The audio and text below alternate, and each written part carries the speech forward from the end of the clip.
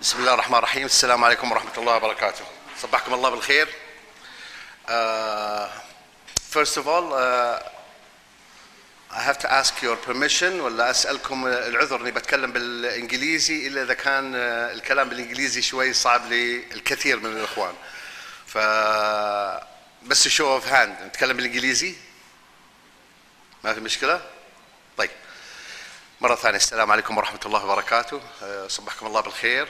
باسم هيئة المنشآت الصغيرة والمتوسطة أرحب فيكم في لقائنا اليوم. اللقاء اليوم سيكون على محورين، محور بيتكلم فيه الدكتور محمد الماجد، والقسم الثاني بيتكلم فيه الدكتور Scott Crump. So I will start. First let me introduce محمد الماجد. محمد الماجد is a dear friend who I have worked with him for a number of years, all the way 20 years ago, I guess. Mohammed Al-Majid holds a PhD degree from Berkeley University in mechanical engineering, as well as a master's in mechanical engineering from Berkeley. He was one of the pioneering in related to معرفة 4, which was established just recently. It's a تقنية product from King Abdulaziz City for Science and Technology, and Small Medium Enterprises Authority saw the potential in such concept to be brought for the Saudi Arabia fabric, and it was spun out as معرفة 4. معرفة 4, as you probably going to hear from Mohammed's presentation, deals with taking an idea from inception all the way to the market. Our second speaker is Scott Crump. He is known to be one of the lead inventors in 3D printing. I have learned this morning that 95% of the 3D printing MDF have been invented, or he was the founding inventor of such a thing. And you will hear more of him, inshallah, in the presentation to come. With no further ado, I will ask Mohammed Al-Majid to come and present his speech. Thank you. Assalamu alaikum wa rahmatullahi wa barakatuh.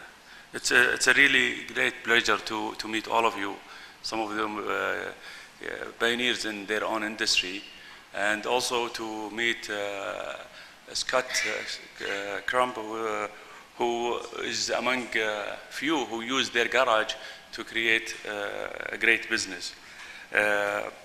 The idea of inviting Dr. Crump is because Saudi Arabia is trying to venture into Vision 2030, and it's all about digitization.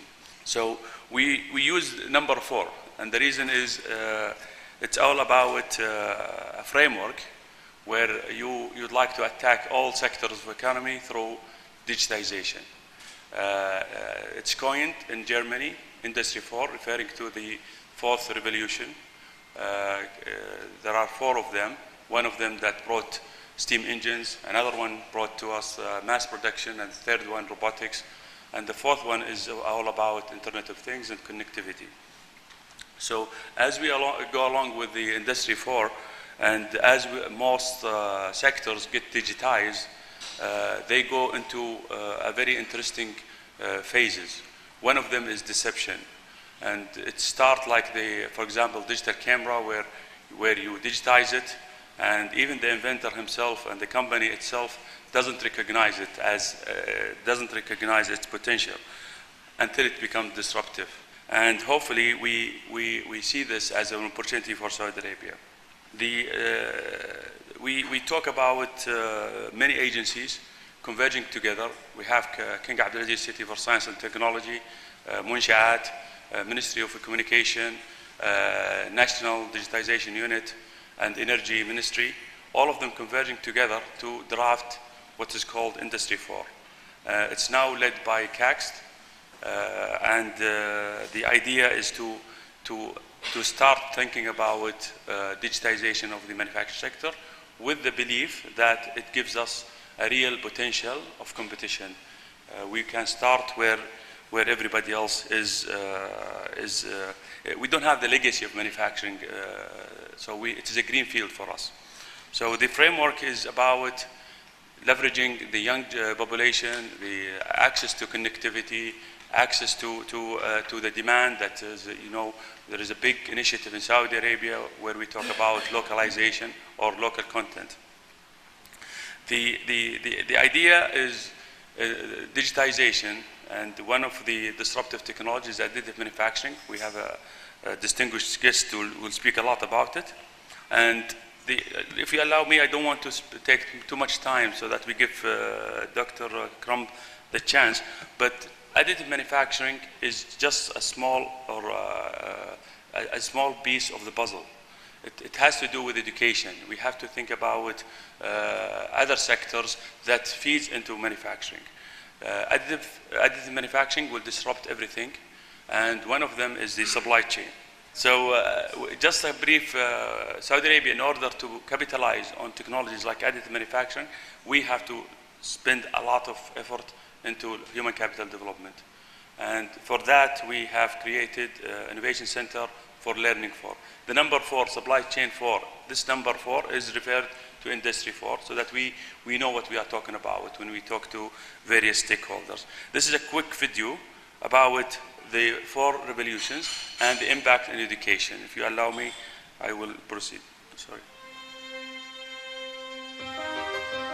The late 17th century saw the emergence of the first industrial revolution, with the advent of the steam engine allowing for increased trade and urbanization, and ultimately the world as we know it today. The second industrial revolution brought with it advancements in technology, electricity, and the proliferation of mass production. The third industrial revolution, also widely known as the digital revolution, saw the evolution of personal computing technology, advancements in digital communication, and the emergence of the internet. Today, we are witnessing the fourth industrial revolution, or Industry 4.0. Our world is becoming increasingly interconnected with the emergence of a new data architecture. As connective and mobile technologies spread, industries will evolve in unprecedented ways. The skills we will need to fuel these industries will be dramatically different. The job roles of the future will require expertise in advanced robotics, artificial intelligence, systems integration, the Internet of Things, cybersecurity, cloud computing, and more.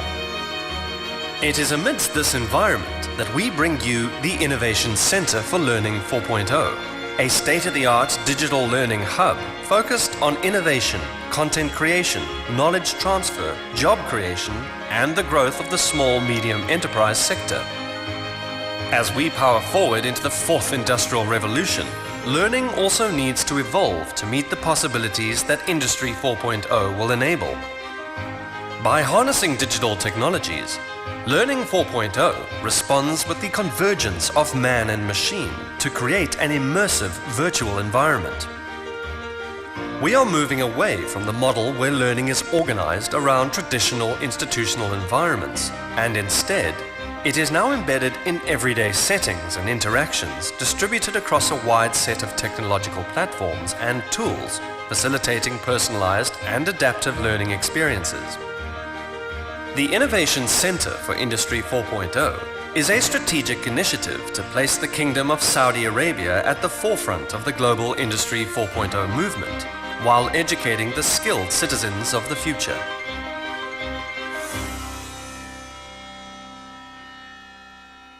So as you can see, we have mentioned 2 centers, innovation centers, one for Industry 4, which is now established at CAXT, and another one is for education. And these 2 centers will work together to bring the technologies and bring also the way to teach these technologies. Now, the subject of the impact on supply chain, I chose this subject because it is منشآت. منشآت will try to establish the supply chain, because this is where you create the opportunity for small and medium enterprises, and this is where you create lots of jobs. And in order to understand the supply chain as it exists and how digitization will affect will be of a strategic value. One of the ideas that I'm sure Mr. Crump will highlight is how the additive manufacturing is impacting the value chain, and how mergence between the product design itself and the manufacturing of it. And this will impact how product will be coming to the customers. For example, the chart to the right is from Deloitte.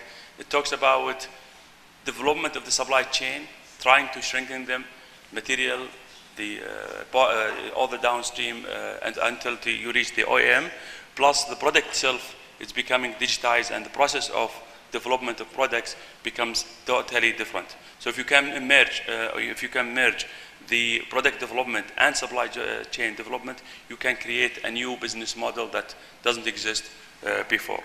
So the effect of additive manufacturing in all aspects of production, whether it is cost, whether it is complexity, whether it is where it is produced, or how it is distributed, will be immense. One of the cost reduction method is how much material, raw material you use at the beginning.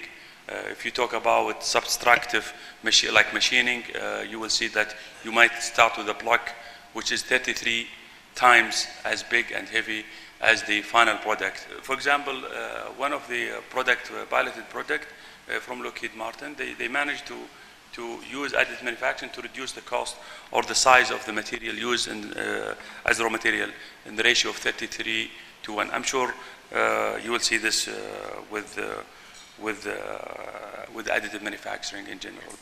The other part of it is the effect of simplifying the production itself, because with additive manufacturing you can actually create more complicated parts.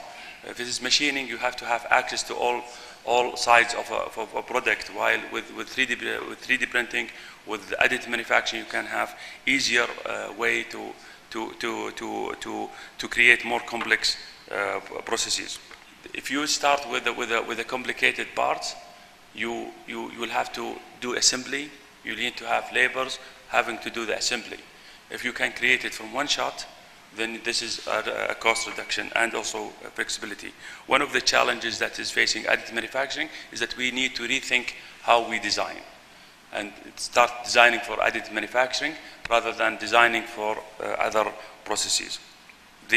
Of course, by having additive manufacturing, we can have on-demand manufacturing. You can have smaller lot production. It means you can lower your risk. You can, whether the risk is for new product, instead of having to invest capital investment, big investment up front, you can start slowly and grow your system. There is now lots of on-demand manufacturing where the production is at the end user, which means that you will only share knowledge and design rather than the actual product, which will affect how the transportation, how logistics, all the related processes will be affected, because you will be seeing a new way of looking at production that has not been seen before.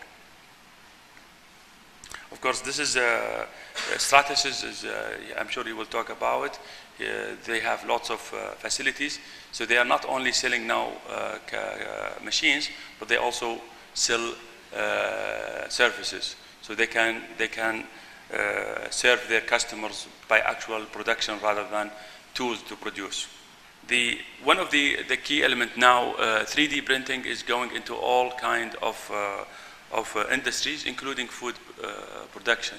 There are now restaurants around the world where you can actually print the dishes for your customers. And one of the pioneers is BiFlow, if you want to look them up. Batteries are now being tested for 3D printing, bios, medical, bones, some of the facial, and this is part of the discussion later on with our guest. Now, this leads us to a very interesting strategy that we worked with the SMEA. It starts with Innovation Center for Industry 4, which is now located at CAXT, and we managed to have several stakeholders involved. And in there, we have already established lots of capabilities, including additive manufacturing. But we also talk about Industry 4 Cloud, which is connecting all facilities of protections in Saudi Arabia and educational places. So you see that the Industry 4 Cloud is our connecting network with various players. These players are yet to be created. The first layer is the professional product development centers, which are facility to be shared with everyone. All the SMEs can have access to production facility there. Then you have another layer, which is the academic. We have now center at Prince Sultan University. We are almost ready to announce the opening. And then you have the social hub, where you connect with the whole society about Industry 4. They can have access. There are so many shops around who are doing 3D printing and doing lots of interesting stuff for the kids, but we want to make this scale to the whole nation. Now, there will be another center for learning, which supports all of them in terms of new way of educating. We cannot use 200 years old ways of education when we want to talk about the future. So a lot of changes using virtual reality, using augmented reality, using decentralized experience as much as possible. Now, we talk about, with that network, we can actually talk about Uberization of manufacturing, where the designer from home, SMEs from their garage can connect to the network and then use all facility available. Because we are digitizing all of the production, we can allow this to happen. And this is something that we are busy creating. So now I know that you came here for Mr. Crump. I think already introduced, but something very critical to us is that Mr. Crump, being a pioneer, is also looking for ideas and opportunities to discuss investment in Saudi Arabia. And it will be, the floor will be open for any kind of questions, whether it is about the technology itself or how to create the industry here, because there is no reason not to have our own Stratasys factory here where we produce our own machines. There is no reason not to have them involved with us in developing such important sector. With this, I would like to invite our guest, distinguished guest, for the main presentation. Good morning. Maybe I should test to see if you can hear me in the back. Is the volume okay? Thank you.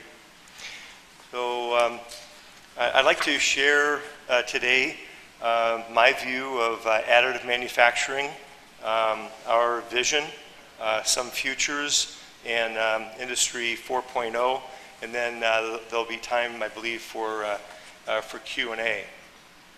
So one of the things I learned, if you want to stay young, just show a young picture.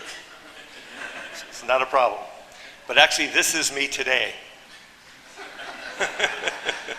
A little different. I was going to show my wife, but I wasn't sure of that photo.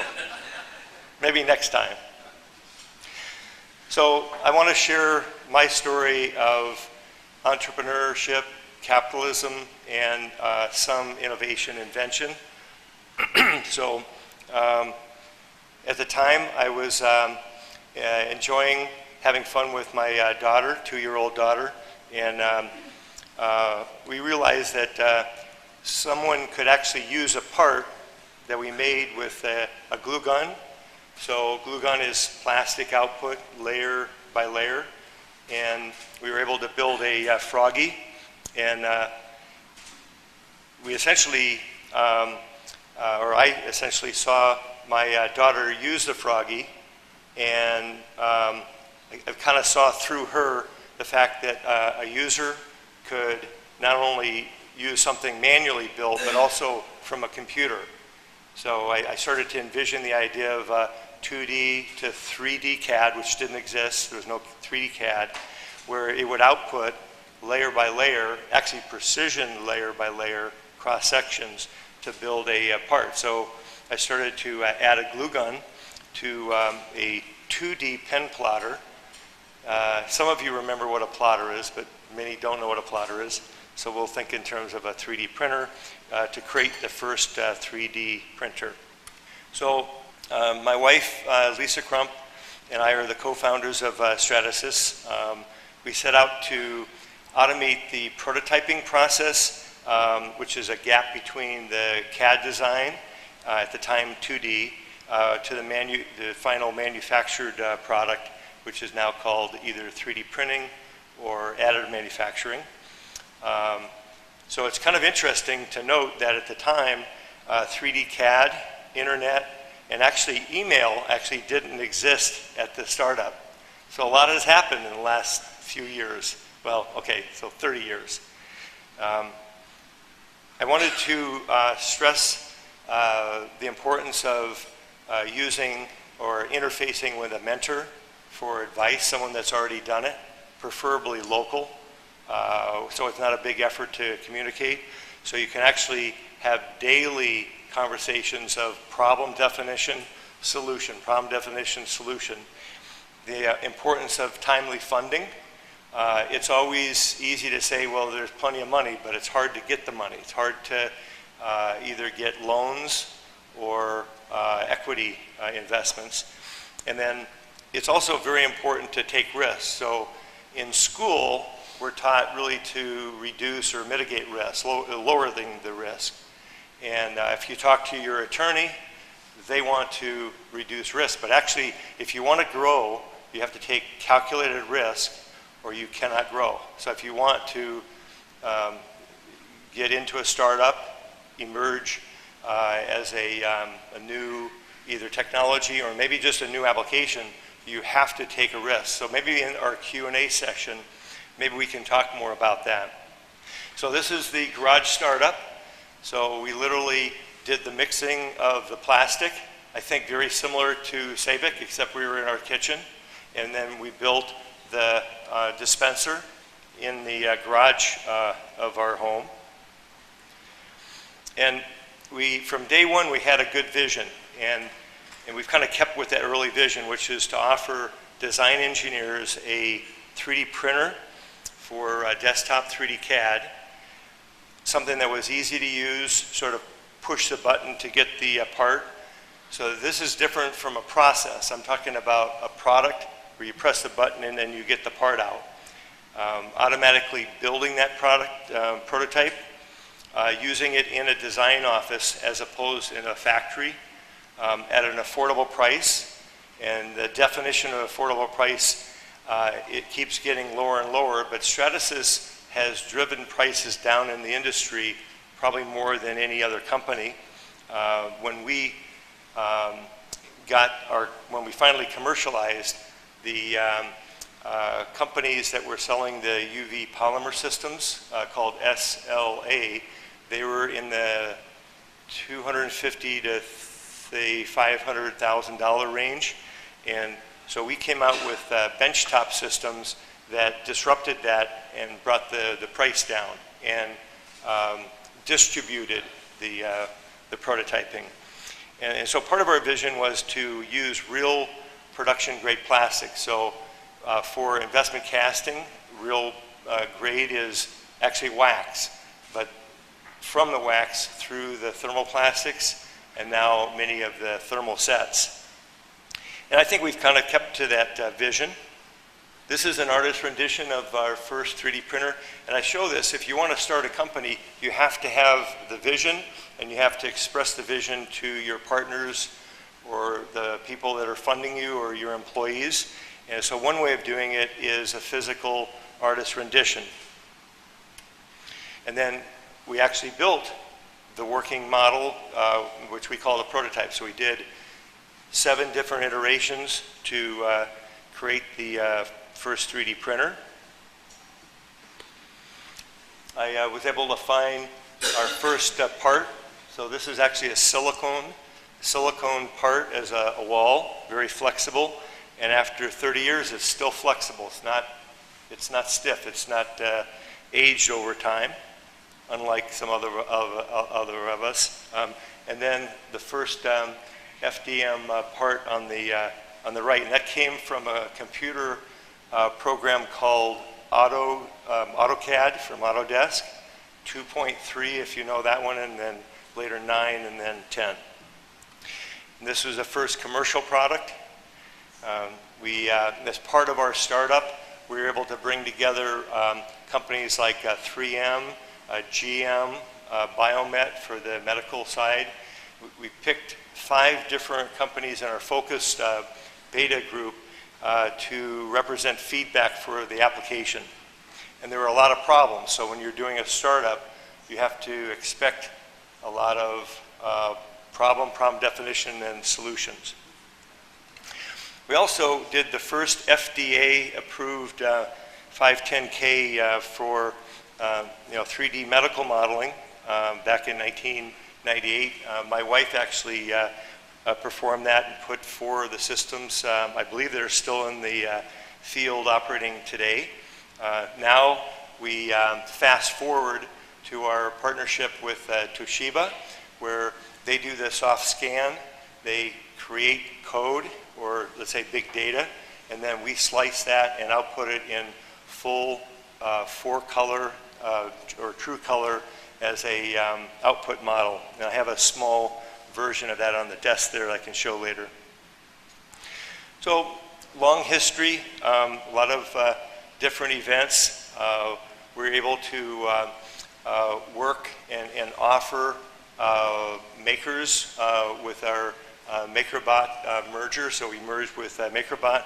We also offer jetting with our PolyJet, as well as some larger and larger and larger FDM systems with thermoplastic materials.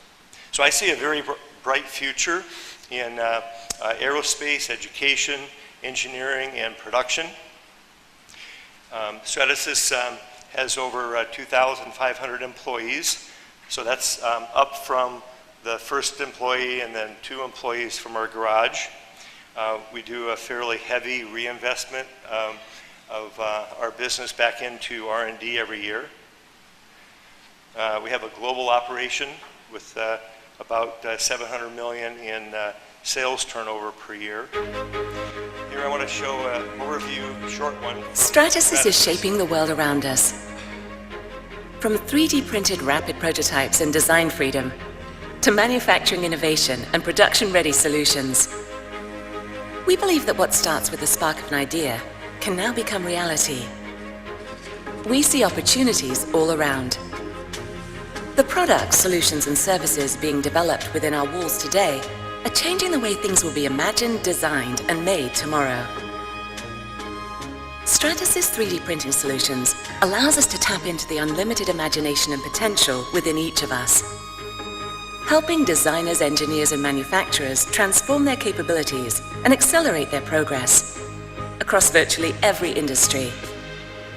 Stratasys is shaping young hearts, planes with purpose, helping explore the next frontier, accelerating progress, manufacturing earth-friendly efficient designs, and delivering power and energy to the world. Stratasys empowers the dreamers to dream, inventors to invent, doctors to heal, and industry to grow. We are shaping innovation, creativity, discovery, education, imagination, and the possibilities of tomorrow. Stratasys, the 3D printing solutions company. So the industry, which used to be called the rapid prototyping industry, is now the additive manufacturing industry, continues to grow, and it's about 5.2 billion at this point, and it's grown. It is projected and forecasted to grow substantially larger than that as more applications in industries like aerospace and automotive expand, as well as some medical advances, dental advances, and then metal. which is forecasted at 2021 by 2021 at 26 billion. So the primary applications for additive manufacturing within the MCAD area, and I focus on this right now as a mechanical engineer, includes concept models, functional prototypes, the manufacturing tooling and jigs, as well as in-use parts. So I'll be covering those. This year, 2017, was the first sort of inflection point year where we were able to get certification for over 1,000 parts. These are Fdm parts for Airbus. And then we also have certification for Boeing, over 2,000 parts. And we've been building aircraft parts, mostly out of nylon, for over 10 years. So as a pioneer in the industry, I see, how the S-curve works, right? Many, many years of hard work, and then this year and somewhat last year as an inflection point, going after interiors for aircraft, not 1,000, but 5 million different part numbers of all of the different new OEM, and then there's an equal size number for replacement parts.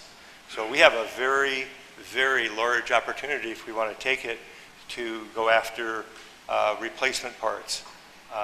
Not just metal parts, but there's an existing today market for plastic. The future is more in the metal, but it's a little more complicated.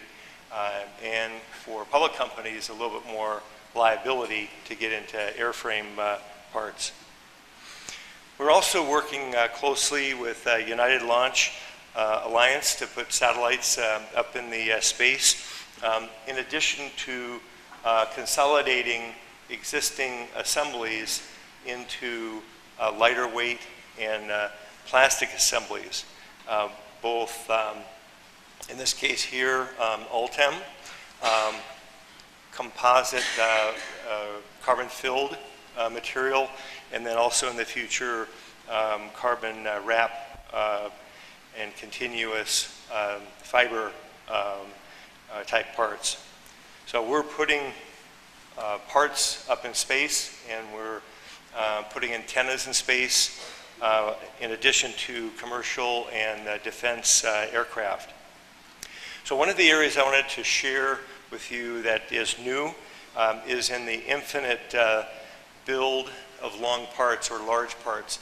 So in the classical way of building a model is you have a gantry going in the XY, and you're building the part down, or you're building the gantry up to create the part. So it's typically in the box, and it's limited by that box. So you're going to build within up to 1 meter in size your part. With the infinite build, what I did was I moved from the XY 5 years ago to move in the same gantry, but in this direction, so that the part can extrude the length of the room or longer. So my infinite build vision is a 50-meter long windmill blade, 150 feet long, either the core, which is today technology that's possible, or to wrap that. So I'm showing something that's extreme to get the mind to kind of move from in the box to out of the box. Some early examples showing the honeycomb part here.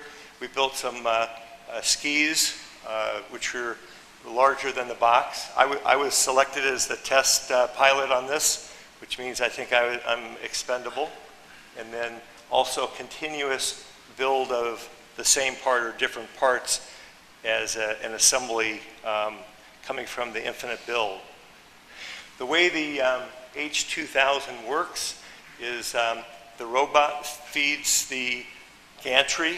The gantry has essentially a high response extruder, and layer by layer is built, and then the part growth comes, we say infinite, but typically it's about 4 meters in size, but it just depends on the computer. The length is all defined by what the computer is telling it to do. We can drive that system with a filament, which we're all familiar with, or we can drive it with pellets. So we have optimized what's called micro pellets to drive a high response screw extruder, and the robot that I showed you allows you to pick whatever size pump or whatever size tip that you want on the system fully automatically. This is 10 times the speed of the current state-of-the-art, which you all have, which would be, for example, the Fortis 900 or the Fortis 450. This is 10 times faster than that. We're teaming right now with Boeing, both for the application as well as funding partners. We're also teaming with Ford for automotive, so aerospace, of course, and then automotive. Some of the examples of automotive are all the skins on the car for prototypes, as well as the console and the instrument panel. So going back to the H2000 or the infinite build, some of the target use cases are interior panels. So simple things like the baggage compartment. One way of handling it, state-of-the-art today, is you have inventories all around the world because you have to fly with doors on the bags. And that means you have these depots all around the world, including here in Dubai, with a very high cost of inventory. This is an example where you can do a digital library and you can build the part that you want from the system. So you would significantly reduce the amount of actual physical inventory you have. Composite tooling and part forming tools. So this would be where you're doing a composite layup. We're building the tool. And some of these tools can be half the size of this room, as well as large prototypes. In fact, most companies are combining those, and they're not saying this is a prototype machine or this is a production machine. With the infinite build, you can decide, depending on the file that you want to run, prototype first, but the next one could be actually production. So there's a large opportunity, as you may know, for new OEM parts, as well as replacement parts, or even replacement obsolete parts within the aircraft interiors. It's an existing $2.8 billion business for using traditional technologies, and we estimate that with current technologies and products to be over 118 million by 2020. So we're doing this today, but it's probably the fastest growing area worldwide for us. So we could talk a lot about that. This is an example of a simple door for a baggage compartment, actually for a small or a smaller commercial Boeing aircraft. Here's a real good example of composite tooling. So this would be aerospace, defense, automotive. Could be small layup tools like the one you see here, which you have the skills and capability today with the Fortis systems that you have, or very large layup tools, again for carbon layup. And then production parts. This is an example of a part that we've been building for about 10 years as a simple manifold, and it's actually performs better than a metal manifold because of things like vibration. One of the things that we launched into, well, inside the company 4 years ago, but outside the company a year ago, is called the robotic composite system. So here we're partnering with Siemens, which is, by the way, as you know, very active here, with Siemens controlling with the NX system and the controller, the robot, and then we're controlling the end effector, the plastic material, maybe in the future metal material, from the slicing, and then the 8-axis work to build the part. So here's an example of, actually there are two on a rail. One's mounted, but there's a spot for two on a rail where you bring the, you're actually building the part on the product. So rather than building the part and assembling the product, the robot is actually building right on the product, which is very interesting. It's actually no different though when a robot comes and drills a hole. It's a negative of what we're proposing here. And I won't go through the steps, but these are the steps that we go through with our partnership with Siemens in order to get a part out. The robot on the left is actually a KUKA robot. It's dancing within 1 millisecond of another robot. So there's a platen here.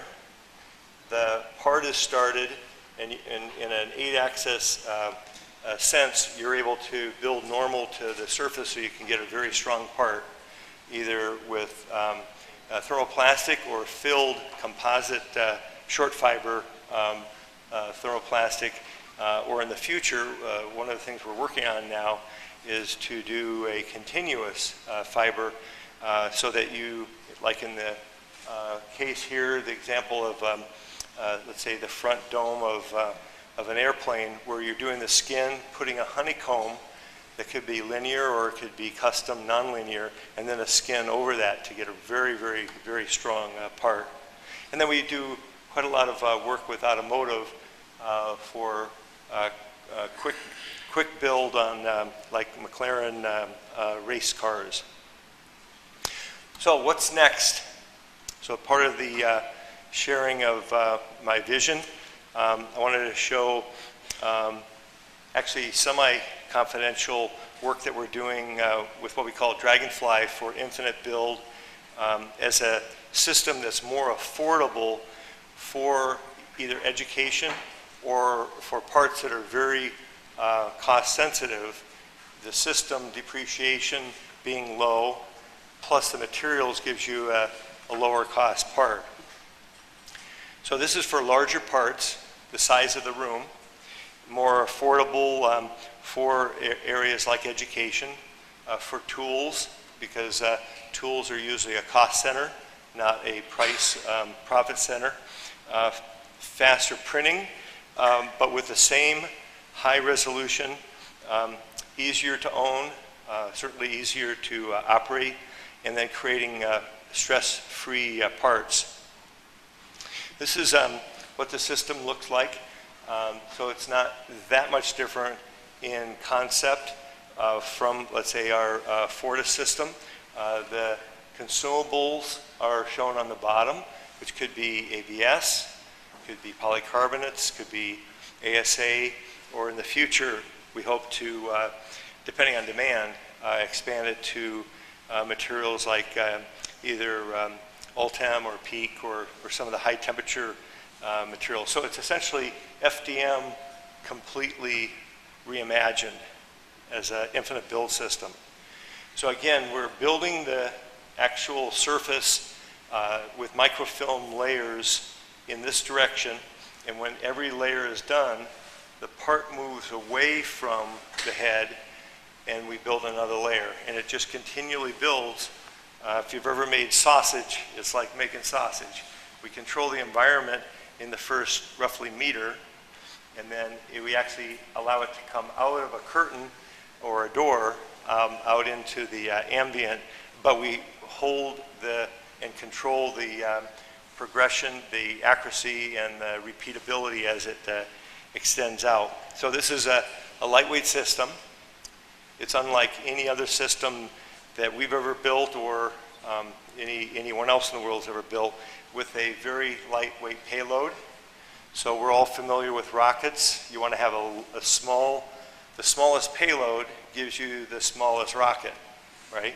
So if you have a small payload that can do high throughput, the amount of power and the amount of torque on the motors and the amount of mass is low. So this system is actually 3 times the speed of what you are familiar with our Fortis system. So here you can see the filament feeding the head. These are about 18-foot long parts. The one that's coming towards you, you can see this is moving forward on a low friction, actually close to no friction airbed table from the generation of the layers on the far end. So it's about 1 meter by currently 1/2 meter by, we call it infinite. We actually, by the way, we haven't tested the infinite because of the curvature of the Earth, but someday we'll test that. Typically it's 4 meters long. Also, what's next is a vision for additive part automation. So this is incremental capacity as needed, like an IT array. So it's smart, scalable, reliable part production. So this is thermoplastic, or it could be composite, short fiber filled thermoplastic, where we're building additive manufacturing arrays. Look at these as towers with individual print modules that run 24 hours a day off of a simple queue. So we start with a work order, or in advance of the work order, a quote, requote, work order, production, grid control, and then into the additive manufacturing cell. And we're optimizing for the part and for the setup. So there is a low amount of setup on the system, and we automatically eject the part. So we build a part, and then we carefully eject the part, automatically sort the next one. So if you look at all the additive manufacturing systems in the world, they all require someone to come take the part out, reset the machine, and for safety purposes hit the button. Here, we're doing all those automated, and so you can literally run, and we are running in the field 24 hours a day. The part is basically built, the door is open, the part is ejected into the blue bin, the door is closed, and then the next part is started to be able to produce thousands of parts. For the last trade show, we did 10,000 parts in 31 days. So now we're into injection molding volumes with the same type of high quality that you're expecting on our Fortis systems. But you could also do mass customization. So when you feed the queue, if the part is, let's say, like the geometry on the top, that's what we're going to build. The next part that comes in, since we build one part at a time, could be a different geometry with the same accuracy and repeatability of our standard Fortis systems. So these are at the beta stage for the company. So it's between, it's between that stage of the idea, the inception, the vision, and then commercialization. So we're, for 1.5 years now, getting feedback from the field, both in education, zero tooling production, and then zero inventory supply chain. And in the education, what we're envisioning here is like a kiosk. So you can walk up to it either through your iPhone or physically and feed that with a part, build a part, and then get that from the kiosk. If let's say 10,000 parts are needed, then that is more in a print lab, or since these can be networked anywhere around the world, and today are networked in the US and in Europe, the overage actually can go to another set with the exact same output. So we use the same CMB file, let's say here, that we would, let's say, build also in Europe. One of the exciting applications I wanted to share is for wire harness as a application. So each one of the white pieces come from our system. They're built in a traditional FDM sense, layer by layer, including the fuse box on the far right bottom, and that's laid out on a board. The harness is built. Once the harness is done, the next harness is built by capturing the connector in a precision location. So you get well, essentially it's a three-dimensional precision location for your automobile. So my Audi is going to have a different harness than your harnesses. And next year, because different connectors are improved every year, those harnesses will be different. So here what we're doing in this example is building 150,000 fixtures a year, utilizing the 10 towers as a pretty simple manufacturing, additive manufacturing of fixtures for these connectors. So from my viewpoint, there's been a lot of work that's gone into additive manufacturing and rapid prototyping, but I think actually we're just at the beginning with huge opportunities in aerospace, composite tooling, composite parts, fixtures, assembly tools, injection molding, and production parts. And these are applications that can be done today, but they're also growing. So over the next 5 and 10 and 15 years, I think that there'll be a huge opportunity long term. Okay, so now what I'd like to do is I'd like to switch gears a little bit and talk about Stratasys Cloud Solutions and Industry 4.0. So today I'm excited to tell you about a new Stratasys entity called Stratasys Cloud Solutions, with a focus on Industry 4.0 definition to integrate 3D printing as an asset through cloud connectivity. So this is the additive manufacturing industry's first really proven model of linked global network and subscription-based services. So we're showing and introducing both the global network, but also for those applications that are risky, we're confident in the technology and the application that we're willing to take the risk by providing those on a subscription pay per part usage. Later, once you build the confidence and you try to drive your costs down, those systems could be purchased, or you can expand with the same subscription base. The manufacturing industry has seen an adoption of additive manufacturing accelerate very quickly in recent years. Along with it, the number of 3D printing systems in the market has grown. I estimate that there's about 400,000 systems, of which we have 200,000 of those systems installed. Our customers need a better way to manage and integrate the systems into their manufacturing process. And Stratasys is dedicated to help our customers maximize the integration of their 3D printing assets and seamlessly connect their digital factories. So we form the Stratasys Cloud Solutions. So we're talking cloud-enabled connectivity, linking the networks globally, and we're doing this on a day-to-day basis, and we have done that for, well, we've done the function for over 10 years. So this is a process of innovation for additive manufacturing. So while it sounds new, it's really not.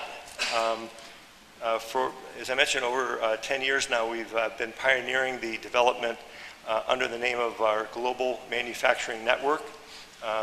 And we knew that a time would come where we needed to be ready for the connected era of additive manufacturing, and we think the time is now. So for the first 20 years, each one of the 3D printers were independent, they're isolated, and you'd run them either from a floppy, or you'd run them from a memory stick or your computer, and now more and more they're connected at least within the facility.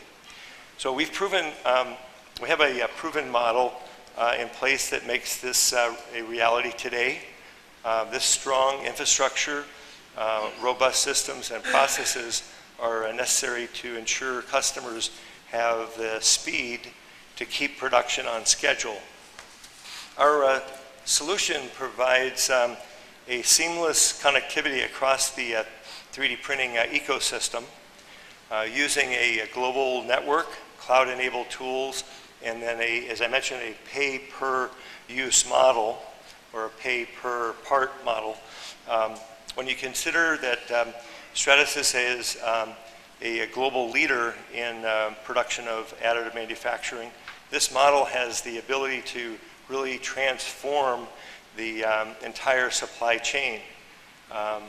You also need to know that this industry, this is what we think is the industry's first proven model of linked global networks and subscription-based services. So to help you visualize how this works, let me walk you through this. Above everything is the cloud, connecting everything, enabling an enterprise view and a centralized control. Our proprietary software feeds the information into the cloud. The information is secure and converted into an encrypted machine language file. Typically that's going to be a CMD file. It pings the networked machines worldwide, or it could be regional, or depending on how you want to operate it, can be within the campus to identify the available and closest additive manufacturing system relative to where the parts are needed. And then the parts are delivered just in time, faster, and more efficiently than ever before. This shows our global network, which spans 4 continents. It's the largest digital network of 3D printed parts as a service provider with the most comprehensive offering of 3D printing technologies. We need to do that here. We need to expand that here. So this is just a small sampling of the benefits. As you can imagine, there's also sustainability, cost, and time efficiency. Ultimately, as I said before, the biggest benefit is the availability to integrate 3D production assets into your manufacturing process. So it also simplifies the process, and there's a huge amount of flexibility with this. So let me quickly summarize this for you. We provide a global network that we've talked about here and then showed on the map.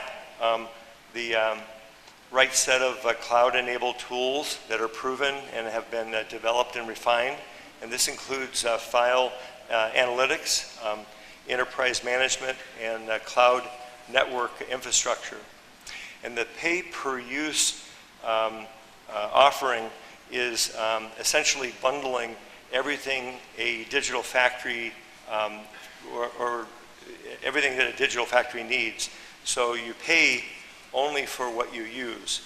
And of course, when you're doing additive, you're typically building only the material that you need to use, and that's different from the industry I was in before, where you're machining away many times 80%. So in the additive sense, you're 70 to 80% higher yield. So today we're making this available to select 3D printing service providers in order to expand our global network. One of the exciting offerings and subsets of our offering is called GrabCAD, which allows multiple users of different CAD programs, doesn't have to be the same CAD program, to not only collaborate, but to store their most recent file in a secure way, and then to be able to print those wherever they need to print them around the world. And we're currently touching over 4 million CAD users. And going back to the beginning of the presentation, that's up from 1 from our garage. So again, this is the industry's first proven model of a linked global network for additive manufacturing, and integrated in that is the subscription-based services. So I want to thank you very much for your attention. So at Stratasys, we're shaping what's next, and I think now is a good time for questions. I think in the beginning there was waxes, and that they're still available, but not as much. There's precision waxes for jewelry, and then there's all of the, or pretty much all of the thermoplastics, mostly amorphous thermoplastics, either filled or not filled. There's, in the last few years, more and more crystalline materials, starting with the nylons, but they're going to go all the way up the semi-crystalline family, with and without filled short fiber. And then in the last roughly 5 years, there's been more and more offering from metals. So for instance, Stratasys is, I believe, the largest producer of metal parts with our service bureau called Stratasys Direct. So in there, we're offering titanium, cobalt, stainless are the predominant ones. And so you're building the part, or what I call an ingot. You're building the part, and then you're machining that to get to the final metal part. I don't know the exact number, but I think it's about 5% maybe of the industry, but it's a growing part. I think while we're talking about metal, I think that there's in the future more offerings at more affordable prices than the DMLS laser systems. So today the best state-of-the-art, best in class is lasers that are melting and liquefying the layer by layer to build a solid metal part. But these are $1 or $2 million. We have 18 of them, so it's expensive to install and to operate. And there's not a lot of people that are going to pay $2 million per system. So I'm envisioning, I think a lot of people in the world are envisioning lower cost systems. I think that there will be direct and net output metal parts from Fortis type of systems. We don't have that. We don't have that commercial, but I think that's, if you look at vision, I think that that's a potential offering.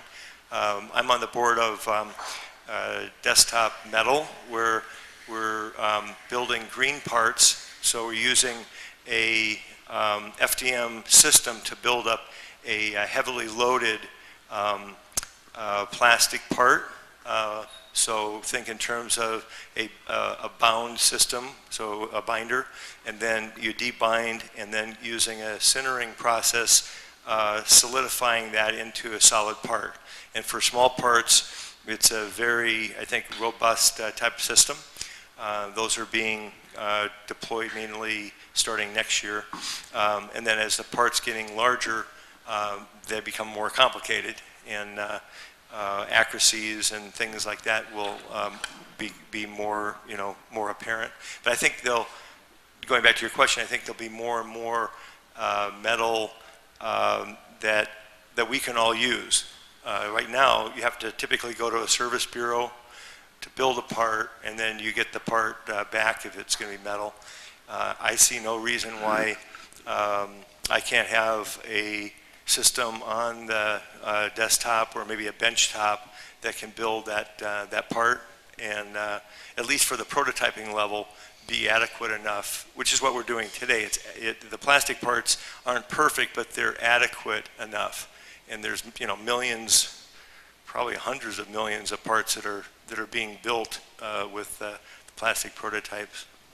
The first part, we are here with the name of Small Medium Enterprises. So my question number one is, what do you see as an opportunity for small and medium entrepreneurs to come into this industry, the 3D printing, knowing what you know and living what you have gone through in Saudi Arabia? And the second part, which industry? Hold the second part. It's connected. It's connected. What industry do you see potential for those in Kingdom? Okay. Well, it's a real good question. I'm not an expert here. You guys are the experts here. I know applications. I know that in order to grow and build more and more manufacturing, the business models in Europe and the business models in the US, growth comes from startups, growth comes from these smaller emerging companies, and then the big companies buy those companies. So the bigger companies aren't actually growing, they're growing through the acquisition. I think, to your question, I think that going after these different applications that are pretty well defined to minimize the risk, to build those here and basically grow the manufacturing and the prototyping and the engineering. But I think key to this is the manufacturing with these different applications, which range from medical, and again, it's pretty well documented. I just did a summary of it, but there's pretty well itemized by reports like the Weathers report, if you're familiar with that.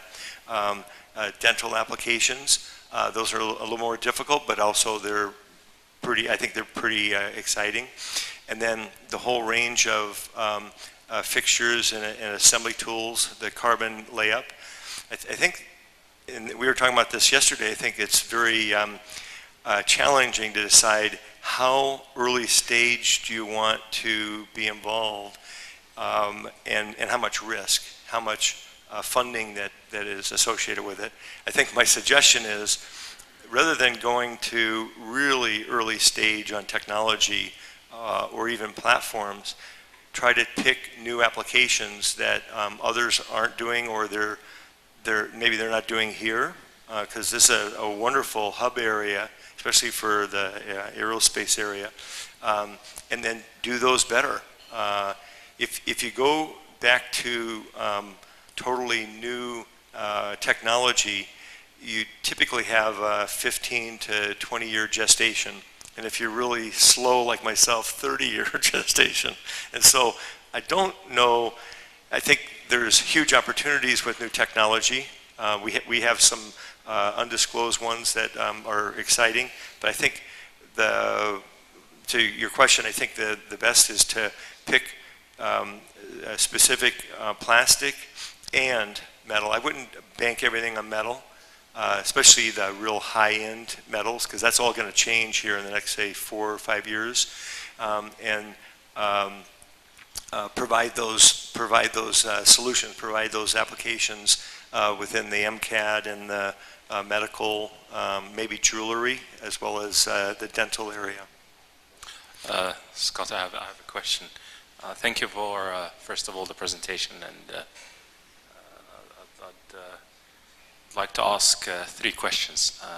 First of all, introduce myself. I'm Talal Al-Safi, and I work in the R&D for SABIC, and I'm leading the polymer additive manufacturing globally. Thank you for being a very good supplier. Yes. Of high quality plastics. Yes. Excellent. And we can answer some of the questions regarding the market size for the materials. So it's to the colleague's question is 11% is metal. That has the market share, and the rest is polymers because of the diverse market for polymers with different technologies. This is the future of manufacturing, of course, we both agree. So my questions are, without taking more time, is the first question is the name, Stratasys. How did it come about? The second question.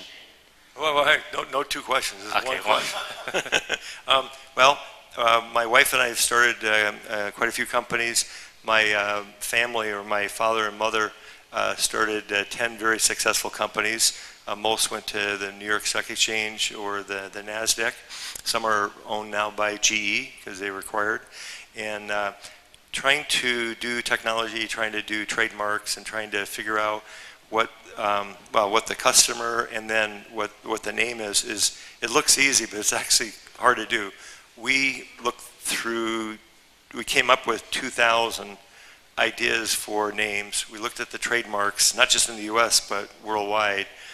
And after the 2,000, we came up with no names. So I asked my sister if she had any ideas, and she said, well, you know, the world, the earth that we live on, is built on stratifications, layer by layer by layer. Everything is built that way. There's, I think, even if you look at volcanoes, it's still layering over time. So she said, strata, that's the one, strata.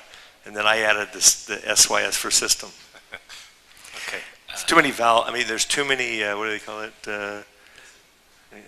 Stratasys. It should be a simpler one, but that's what we have.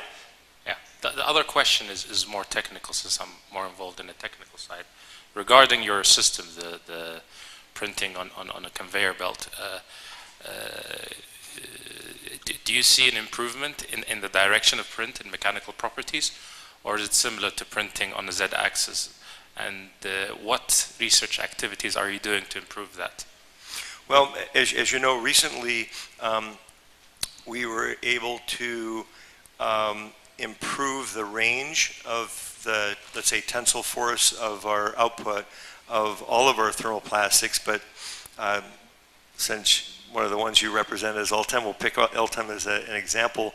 So we've historically run a range from 50, let's say, I'll pick a number, 50% to about 85%, not 100%, okay? And when you go to Boeing, when you go to Lockheed, when you go to Airbus, they don't design for 85.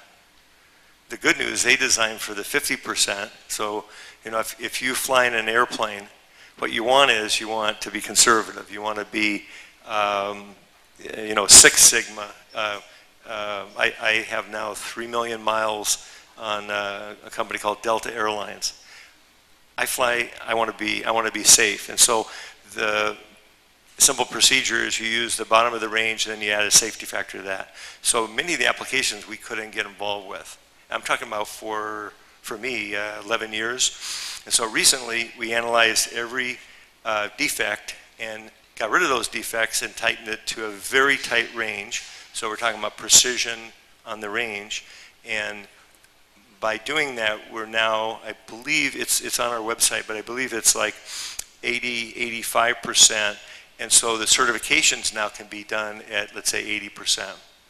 That's a big change. It's maybe not a real sexy or, you know, exciting change, but for these applications, it's all about repeatability, it's about accuracy, consistency. And so when you increase your strength with, let's say, an amorphous material, and you have that tight of a range, now you can expect those layers to be stronger, to your question, in, let's say, the infinite build direction. There's also quite a lot of work with semi-crystalline materials, which are tougher. And when you add your short fiber carbon fill, you're able to get a very, let's say, tough but stiff part. So when I went to school, stiff was a, let's say, a window pane, and it would be brittle. So here you've got tough, not brittle, as the output. And nothing new, I'm not telling you anything new, but as we've applied it to FDM, we're able to get very strong bonding. I would say probably isotropic bonding, X, Y, and Z as it comes out, either with thermoplastic or with filled semi-crystalline. We also have some interesting plans to cross the layer, kind of like when you build these buildings, you have to use rebar, something like that, for me, gives me confidence that as we're building these big parts, tools, or even prototype parts, that we can get the type of strength that we want. But it's an evolving thing as far as getting the strength in the in that horizontal direction. My last question is to Yeah. Dr. Mohammed. Thank you for your presentation as well. It was insightful on this direction of additive manufacturing and this technology. My question is, what is the activities that have been done or similar to this activity today that supports the local startups or businesses that you're establishing here? Good, thank you very much. At the ICI4, which is the Innovation Center for Industry 4, we have developed a package of services for SMEs, including, for example, using the facility we have. So you can 3D print, you can try new machine, you can get trained on them before you invest. And hopefully with منشآت, we will start targeting various sectors. So the first sector is now with SWIC. So we will develop similar center where you have a product development center connected to the cloud, to the other centers we have. And then SMEs, they don't have to invest themselves. They can focus on the design, reverse engineering, and then they can come and use the facility for production. So it's sort of shared services. And we established a good connection with major suppliers. Stratasys is one of them. DMG for machining. We have investment casting also. So we can give SMEs access to this facility, to these assets, and if they reach certain utilization rates, they can actually, we can help them get their own facility. And that is the strategy we are trying to follow. 3D printing is a fantastic way for education, so we're also trying to capitalize on these technologies to bring digital manufacturing into our culture. Oh, okay, thank you, Scott, for the inspiring work. This is no doubt represent the new era of industrial revolution. I'd like to drag your attention about the major challenges we are facing here as small and medium enterprises in Saudi Arabia. The first challenge is the cost of manufacturing, finance, regulations, in the ecosystem. And I would like you, if you could give a specific case study, how Stratasys to mitigate these problems, specific for the cost of production. You mentioned the speed of the throughput, but it would be nice to have a specific case, especially for spare parts that could go into SABIC or Ministry of Defense or Aramco Water Company, etc. Thank you. It's a good question.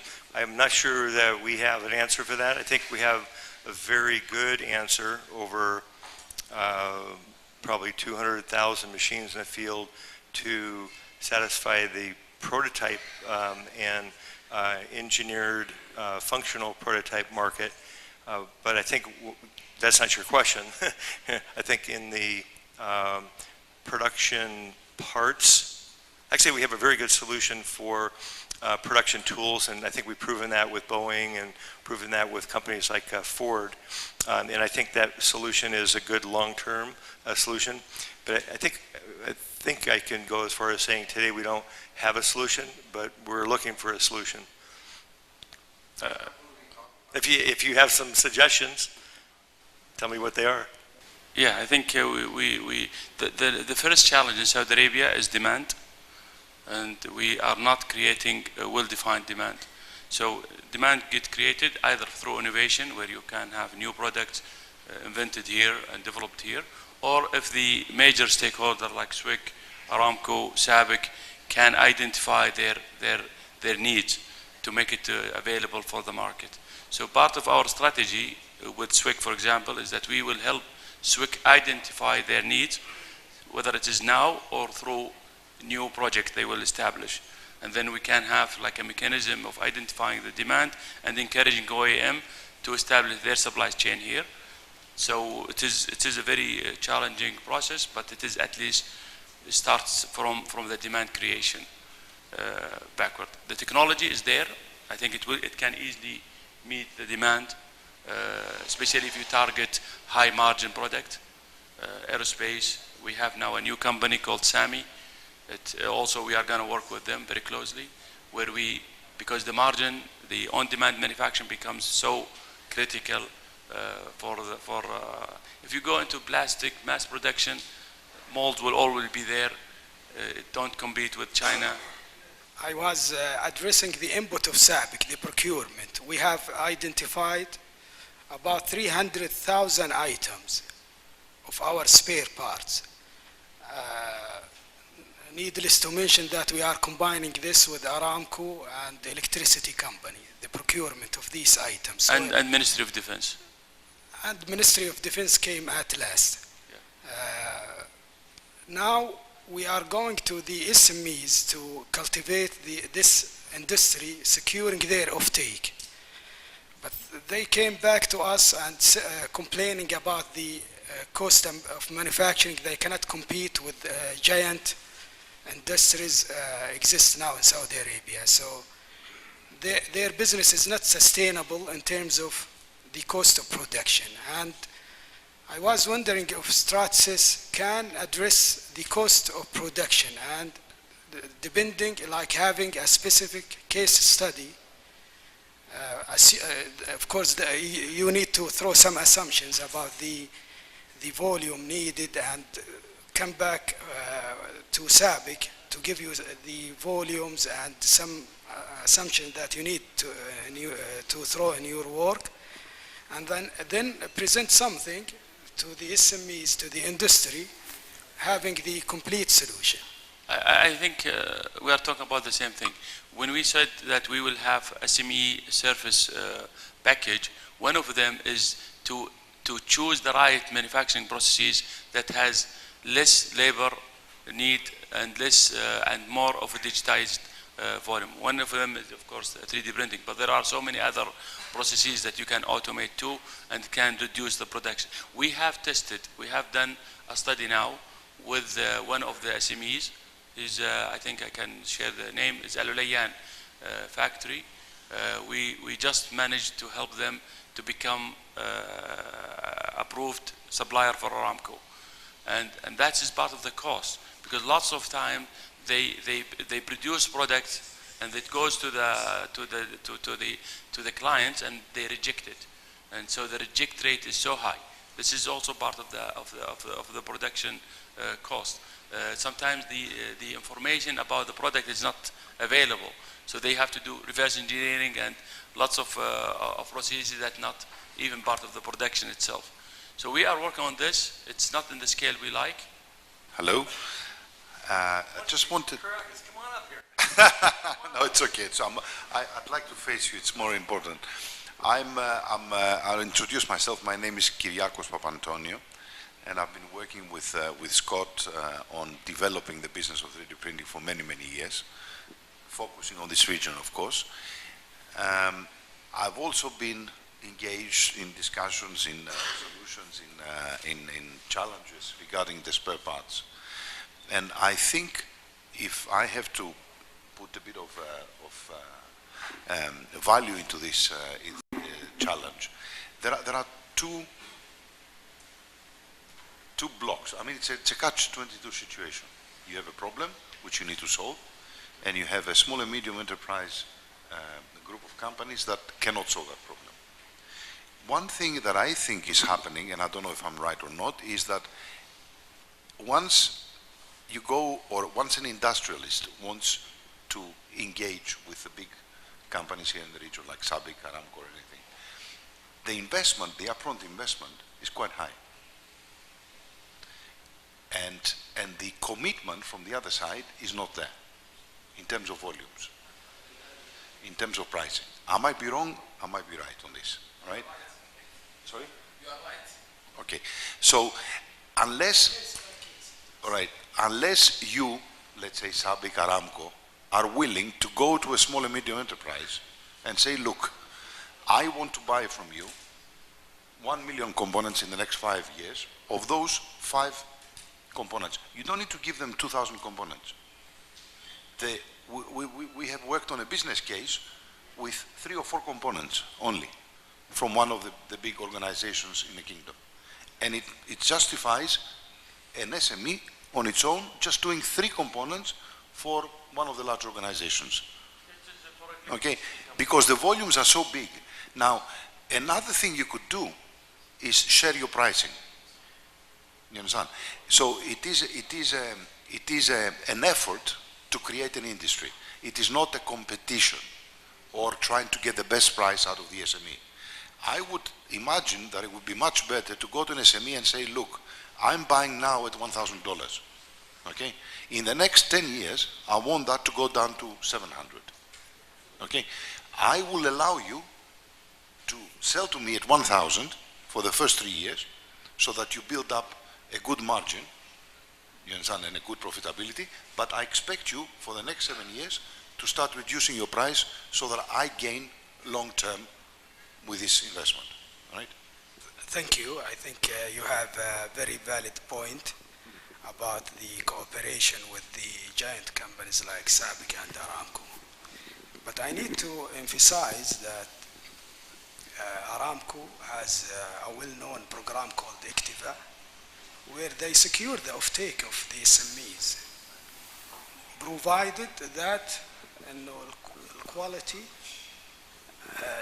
and the specification is the minimum to be met. Likewise, SABIC has a system I'm not quite sure if you are familiar with, called Intima.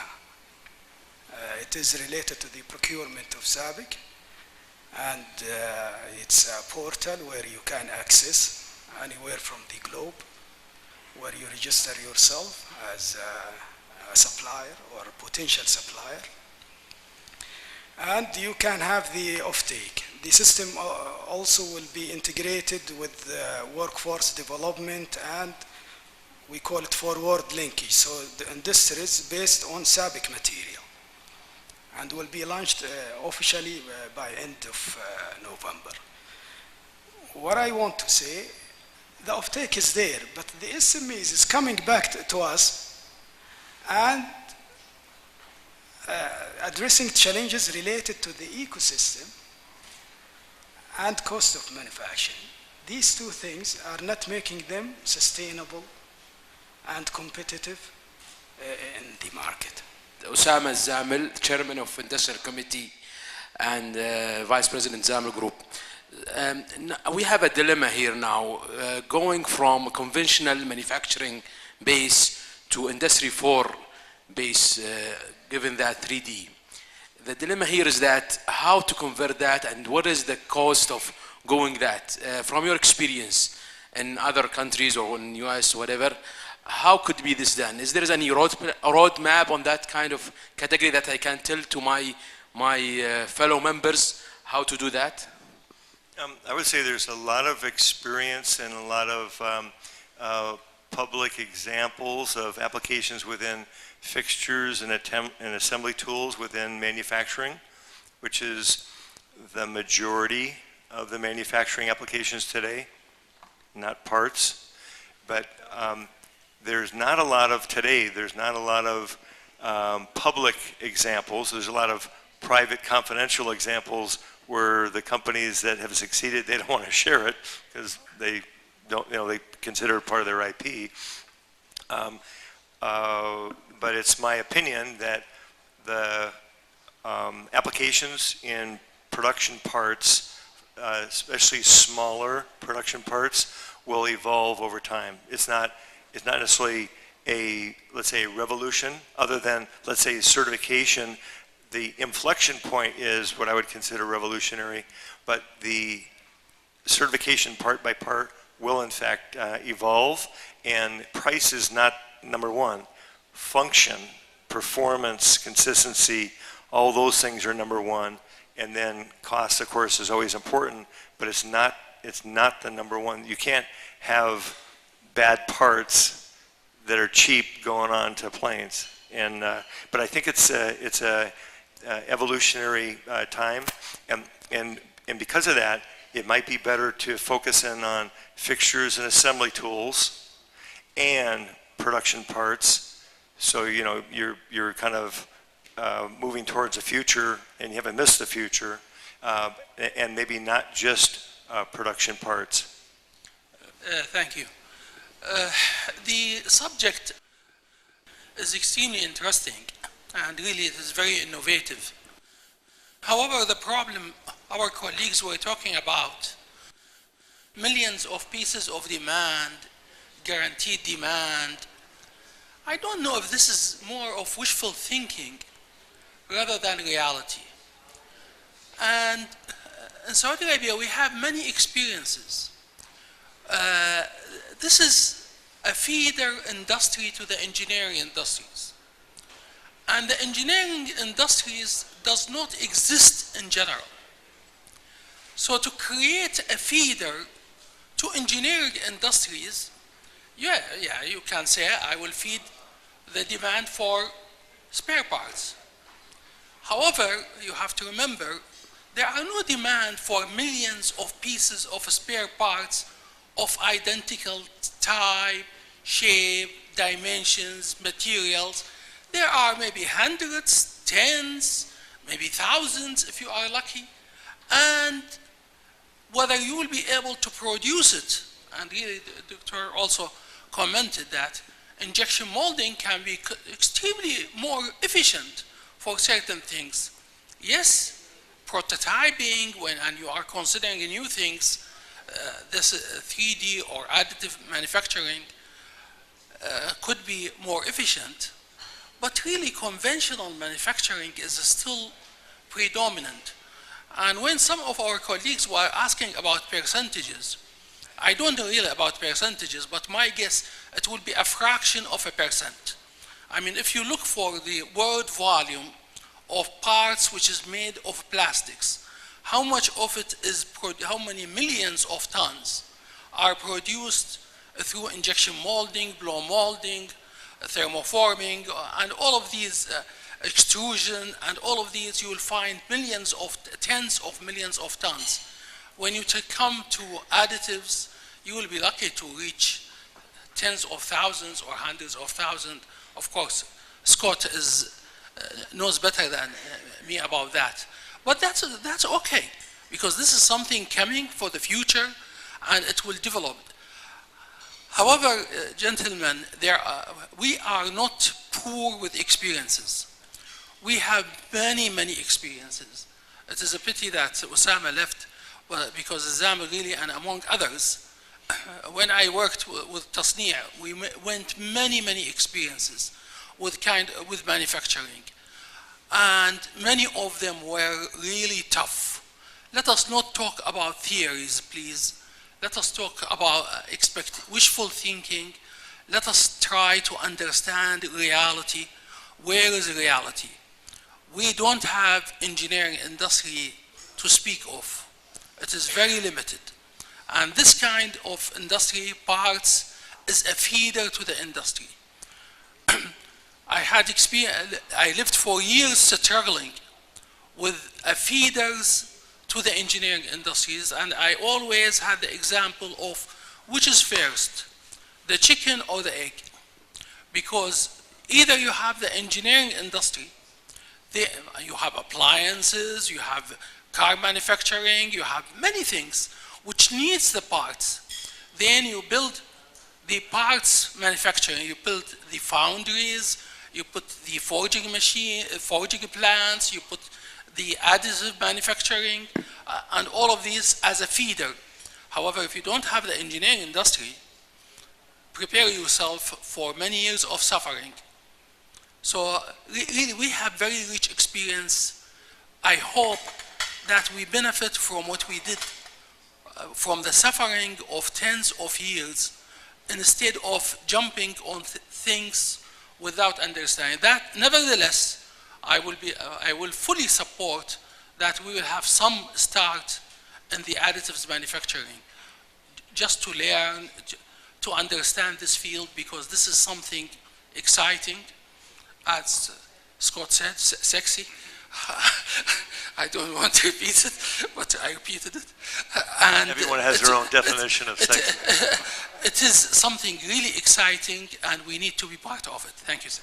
Injection molding does not cover parts between 0, 1, like a production run of 1, you can't afford the tool, all the way up to around 5,000 parts. So I think there's an existing market worldwide to do mid to small parts without tools, so no tools, that covers between, let's say, 1 part up to 5,000. I agree that in terms of lot size, yeah, I mean, you really have to do it per year, but I'm going to do it lot size because that's how you define the tool. I agree that from 5 or 10,000 up, it's going to be very difficult to change that, and I don't think that people will change it. I think the need is to augment CNC, which requires a lot of labor, and most of the additive doesn't need a lot of labor, and then the injection molding from 1 to 5,000 parts. I'm so sorry to interrupt, Dr. Scott, you are completely right. However, when you talk about a lot size between 1 to 5,000, don't worry too much about the economics, because usually the margins for these kind of parts are usually exorbitant. Right. However, you have to be qualified, and qualification is a nightmare. Thank you, Dr. Muhammad and Mr. Scott. My name is Muad Abu Aisha. I'm a neurosurgeon tech assistant at Victoria Hospital, London, Ontario, Canada. I would like to ask a technical question. We deal with a lot of materials and ORs, and we're having trouble trying to sterilize any FDM products like PLA, ABS. I don't know what is the best way that Stratasys maybe come about to sterilize these type of materials, these two. I work a lot with the smart implants, which is titanium, and we use Stratasys products all the way. They're the best in our field. We have issue with the metal. They're really, really expensive. I don't know if there is any way in the future they will be cheaper. That's for titanium and stainless steel. And the second question is for sterilization, if there's any way to actually provide, I don't know, a technique, a way to sterilize PLA, ABS. And I have a second question, but I will wait. So could you give me an example on the use? Well, in terms of the application, can you give me an example of what you're trying to achieve, and then I think I can more easily answer it in terms of plastics? Definitely. I worked in a project for trying to it's called like a stereotactic system. They use it for tumors in the brain or actually blood hemorrhage. So what they do, actually they extract the blood inside the brain. So the idea, I try to work in 3D model outside to train neurosurgeon residents on the stereotactic system. Stereotactic system is $132. And the model that I made, it's $200 printed by Fdm. They need to do practices and go inside the OR before the surgery. So anything inside the OR room has to be sterilized, like perfectly sterilized. And what I try to do with PLA, I try to sterilize it. What happened is we'll have cracks, the durability will go a lot weaker. I understand. I think the typical sterilization is heat, right? Yeah. Heat process, and I think you want to use Ultem. Both of them would work. I don't think, to the best of my knowledge, that PLA, I believe, is not really a, let's say, production or even an engineering material. I mean, we offer it, but it's really more early stage. Now, there may be some examples, some sort of a chemical sterilization, but I think, at least in the U.S., the preferred method is to use heat over time, right, to kill the bacteria. Okay. What about What about internal implants? Do we have any future application for internal implants using plastic, not metal? Well, certainly the PEEK material I think in some cases, I believe Ultem, but I know for the back operations in the U.S., some people are using the PEEK material without any filler or composite short fiber in it, and I believe that's the ones I read about, that those are successful. Perfect. Last question. Where is the Stratasys from bioprinting? Did they go, I don't know, do they have an idea of collaboration with the Organ Novo? Because they started with the bladder, they started with the kidney as well. The Stratasys, are they taking any steps towards bioprinting? Yes, we've spent a lot of time in the R&D and the marketing side. I think it's a very exciting area. I mean, for me, it's very, very exciting. But from a business, you know, we're a profitable company. Of course. We think it's a long-term science project, a long-term. Yeah. We did look at early on providing the bioplotters. There's at least one good quality one out from, I think it's Envision Tech has that. But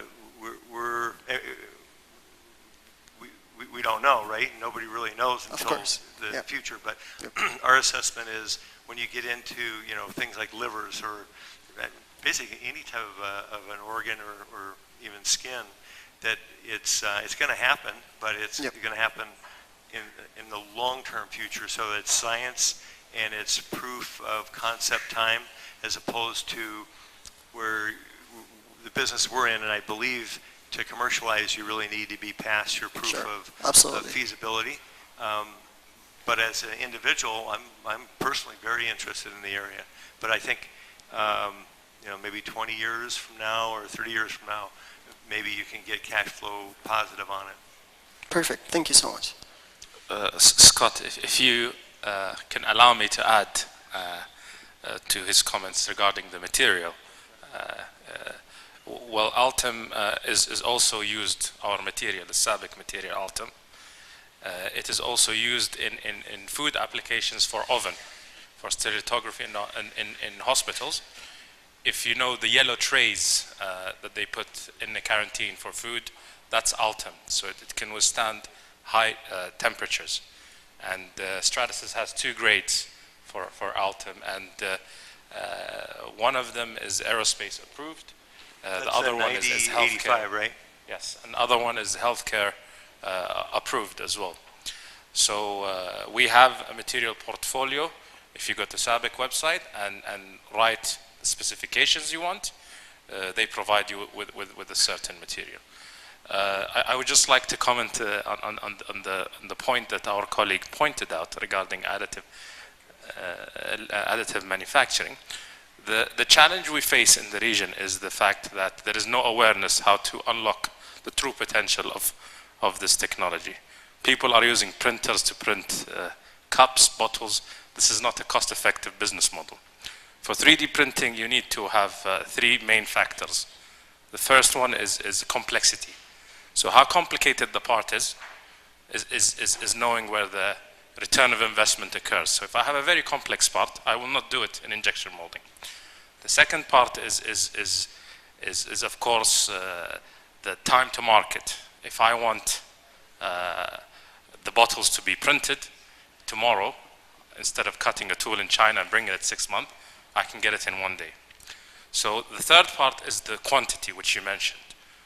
For a company, I always give an example, the one in Wimbledon, in the US and the UK. As soon as the winner is announced, they start printing toys and artifacts of the person who won the day before. Instead of investing in 2 molds, printing 2 of the winners. So 3D printing, you have to specify these 3 factors to make it business feasible.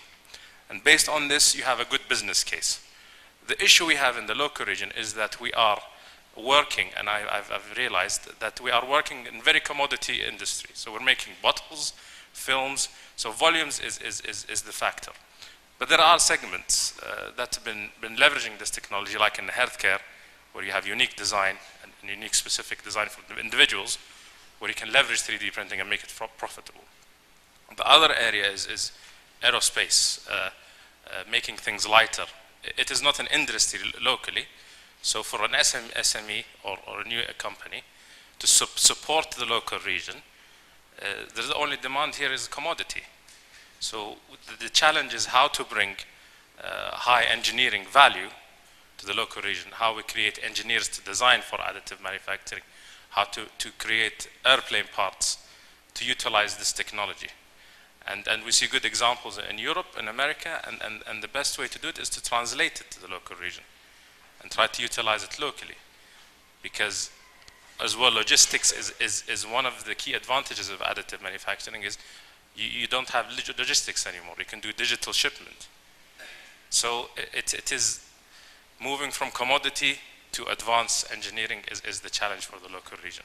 Do you want to comment on low volume production? Let's say on your list, the production run of one part, which is actually going towards a replacement business. You typically, like we work with a partnership with Siemens, they have 5 million replacement parts that they work on over 110 years of trains worldwide. They don't have a production, typically they don't have a production run for replacement parts of hundreds. It's usually 1 or 2 parts, and they never know, they can't predict what that is. And so it's a perfect digital library and as you're pointing out, it could be deployed digitally it doesn't have to come from Germany, right? It could be in Panama. Exactly. Where it's outputted. Do you want to comment on the value of low production or production runs of, let's say, 1 to 10? Yeah, and localization of manufacturing. So if you have digital files, you can manufacture anywhere in the world. You just need a printer there. And we use this in SABIC. SABIC, we have 7 research centers all around the world. We ensured that we have 3D printers in China, India, and America. And the time to market to produce a product and show it to the customer can save us a lot of emails. And we secure a lot of interest from customer by just prototypes. So it is not an issue of having a printer and start printing. It's about strategic planning on how to utilize the printer the right way for the right applications. And I think that is the direction that needs to be given. Obviously, without having a viable engineering industry which is well established and will need and appreciate the supply of parts, the second option is the spare parts. And as Scott pointed out, if those spare parts are utilized and relatively speaking small lot numbers, they are perfect for this additive manufacturing. However, the issue is, again, the cost should not be an issue because usually it is exorbitant. My name is Hussein Al-Hudhud. I'm operation manager for Fab Lab Dhahran. I'm interested with the education section. We have 3 different printers, MakerBot and CR10 and Pirosa. What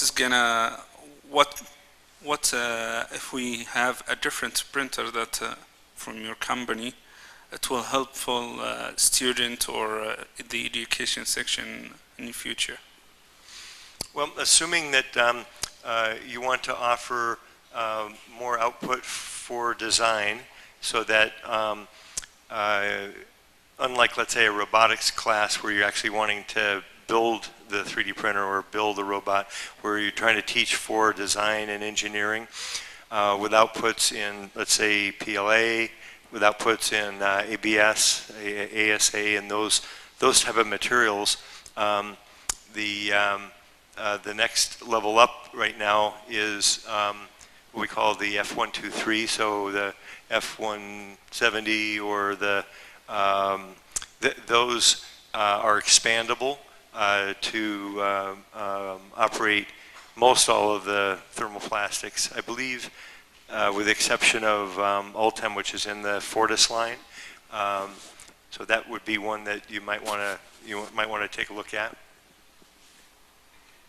And I think it would be worth your time to take a half an hour on the internet or the cloud. Look at GrabCAD. It's a very interesting free offering. We have different levels, but it's the power of it is anybody can use it, and as I mentioned in the presentation, different CAD packages. So by law, if I have SolidWorks and you have, let's say, Pro-E, we really can't, in an engineering sense, we can't talk. We can't, unless you get a license, you can't really operate. And so what we've been able to do with the GrabCAD is, let's say there's 4 of us and we all have different CAD programs, we can work on the same file and then on a daily basis store the most recent file, and then at some point wherever it is around the region or maybe even around the world, you then can print it out. So it's very interesting and in my view a very powerful system with GrabCAD. Hi Scott, we actually Hello. spoke yesterday. I'm Sarah Faiz from Taqniyة. So I have a question. I was actually speaking with Rick Smith yesterday. He's the co-founder of Fast Radius. Yes. And they take care of supply chain management through UPS right now. So how does the new Stratasys supply chain system compete or complement the Fast Radius one? Yeah, good question. Yeah, we've been working together for a number of years. One of the exciting applications that we work with Fast Radius on is the use of our continuous build system right on the campus, right within the biggest hub in the world, which is in Louisville for UPS. So traditionally, we all ship with a package or we receive a package outside of the campus. Here, what we've done as a partner, we're providing on a pay-per-use, I think in the example that you're bringing up, pay-per-use basis within the campus, basically access to their conveyors. And for those that haven't gone through a tour, you have the fleet comes in at midnight approximately, and then is unloaded. So all these boxes, 1 million boxes are unloaded in about an hour, hour and a half, and then about 1 million boxes on a typical night are then loaded up to the planes, and at 3 o'clock in the morning it takes off. And so what we've done with the team is provide different machines, but specifically the continuous build, where they can take an order, actually anywhere, but typically for them it's going to be out of Atlanta. Let's say if an engineer is working on a part and they need, let's say, 100 parts or even like 50 parts, let's say they submit an order, actually they get a quote, an order by, let's say, 10 in the morning or 11 o'clock in the morning. They can actually build from, say, 10 a.m. to about 12:30, let's call it midnight. So very long time from a manufacturing standpoint. And then since they're right on the conveyor, they box it up. In fact, I believe UPS actually has the boxing machine that they offer. And then that goes through the conveyor system. And the next morning, if it's needed, that part or those series of parts can be provided. So it's very much complementary, where we're a supporting partner with the pay-per-use, and it's expandable. So with the system, we just actually upgraded their system here last month. As their capacities and demand goes up, they'll be adding these towers, one tower after another, and hopefully other materials to their system. And I think they're trying to take that business model worldwide, and hopefully, we'll be a partner. But we're not in a because of the unique offering, we're not in a competitive position there. So it's basically same day build of volume.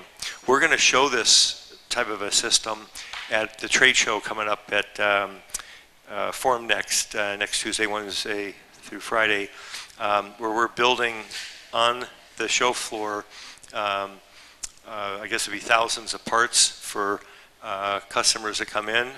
They want to build a part. We're actually building it using 18, I think it is, towers. I'm sorry, six towers and 18 actual printer modules. Same, basically in this case it'd be same day parts. But it's just at the beginning. It's I think we're 3 years into it. I would imagine whether it's a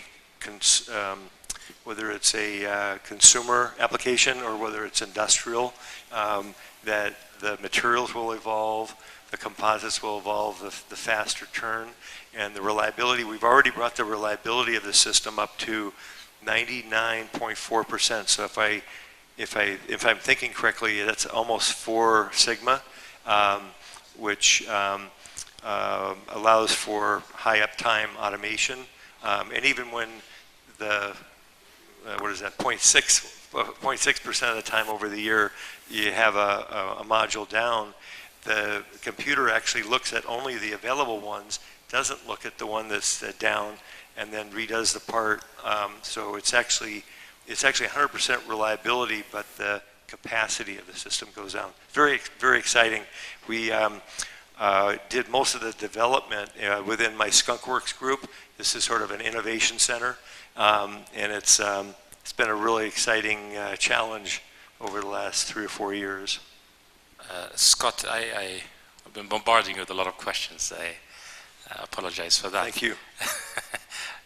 My question is, such an entrepreneur like yourself, and who started a big revolution in manufacturing and a huge company, you see in front of you young engineers and young Saudis in front of you who's trying to take the same footsteps as you did in the past. What advice can you give them, where we have a very fruitful field in the region here?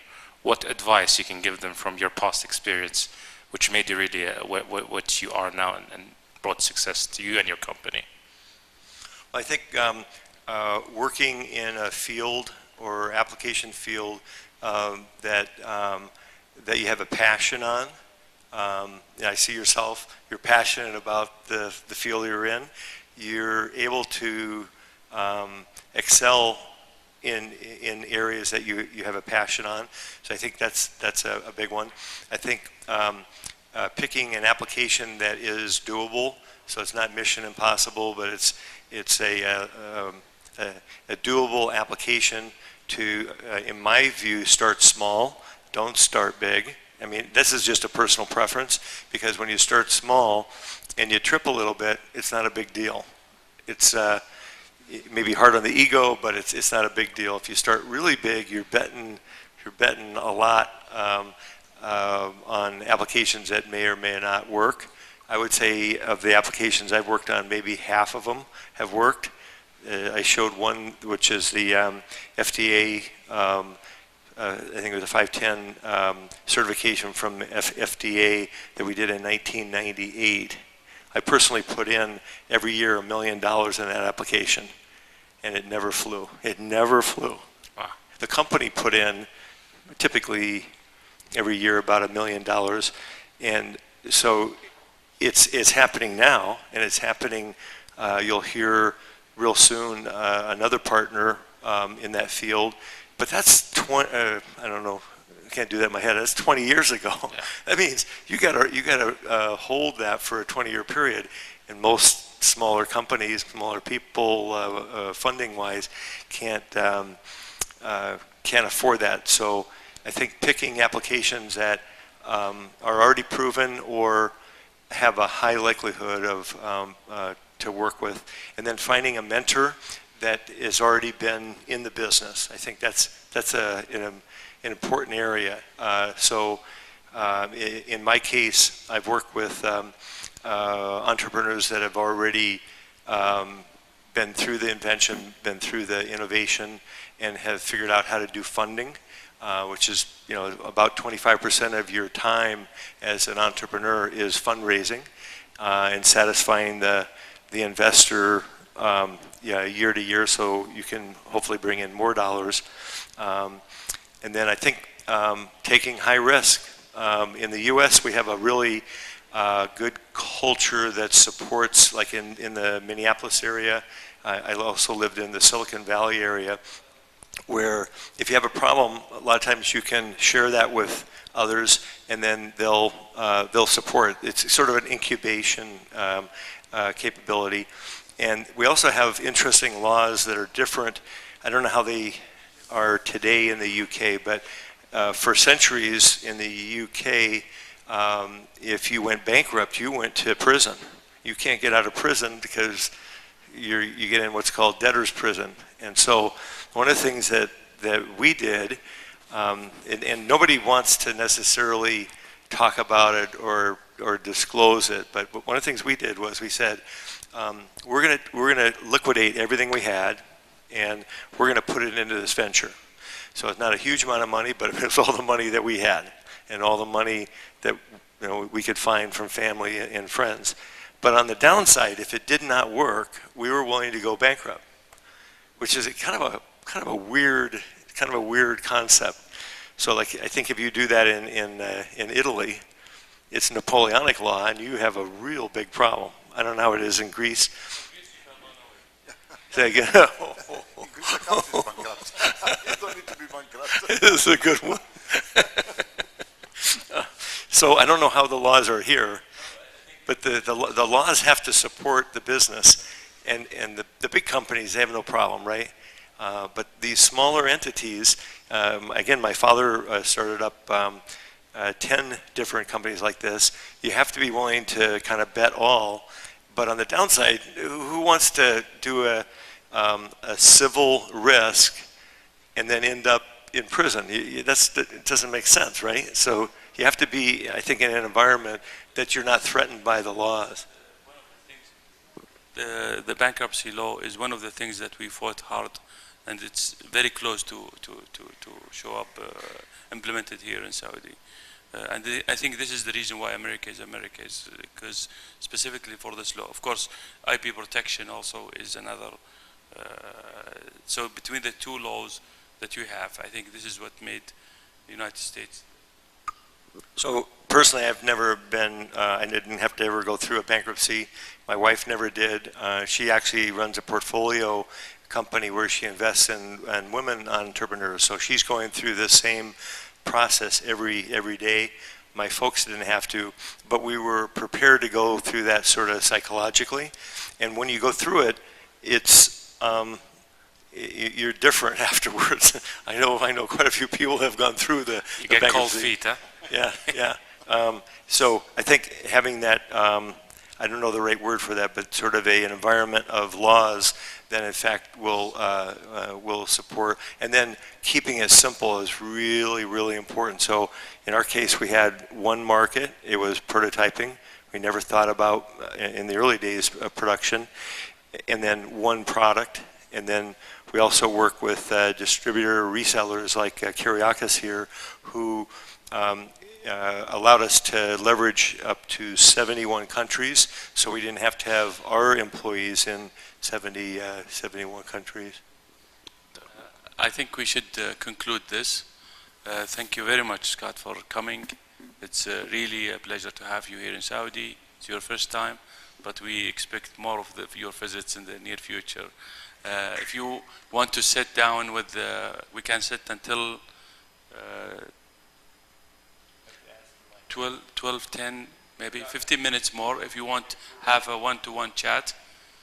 But the rest can, if they want to disengage and leave. Thank you for coming. We really appreciate your time and attention. Thank you. Thank you very much.